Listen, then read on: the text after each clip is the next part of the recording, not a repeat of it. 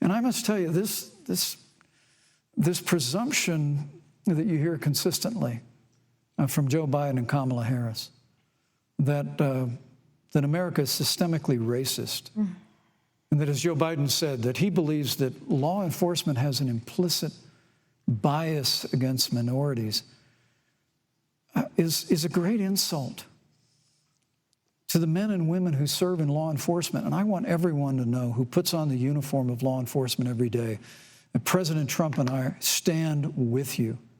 And it is remarkable that when Senator Tim Scott tried to pass a police reform bill, brought together a group of Republicans and Democrats, Senator Harris, you got up and walked out of the room. And then you filibustered Senator Tim Scott's bill on the Senate floor that would have provided new accountability, new resources.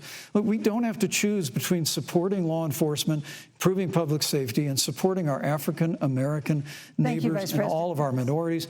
Under President Trump's leadership, we'll always stand with law enforcement, and we'll do what we've done from day one, and that is improve the lives of African Americans. Thank you, Vice Record unemployment, record investments in education, and we'll fight for school choice for all of our members. Thank you, Vice President. I'd like to respond.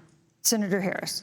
I will not sit here and be lectured by the Vice President on what it means to enforce the laws of our country. I am the only one on this stage who has personally prosecuted everything from child sexual assault to homicide.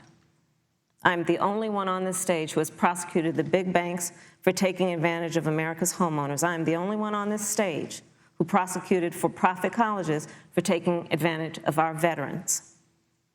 And the reality of this is that we are talking about an election in 27 days, where last week the President of the United States took a debate stage in front of 70 million Americans and refused to condemn white supremacists. Not true. And not true. It wasn't like he didn't have a chance. He didn't do it, and then he doubled down. And then he said, when pressed, stand back, stand by. And this is a part of a pattern of Donald Trump's. He called Mexicans rapists and criminals. He instituted as his first act a Muslim ban. On the issue of Charlottesville, where people were peacefully protesting the need for racial justice, where a young woman was killed, and on the other side there were neo-Nazis carrying tiki torches, shouting racial epithets, anti-Semitic slurs.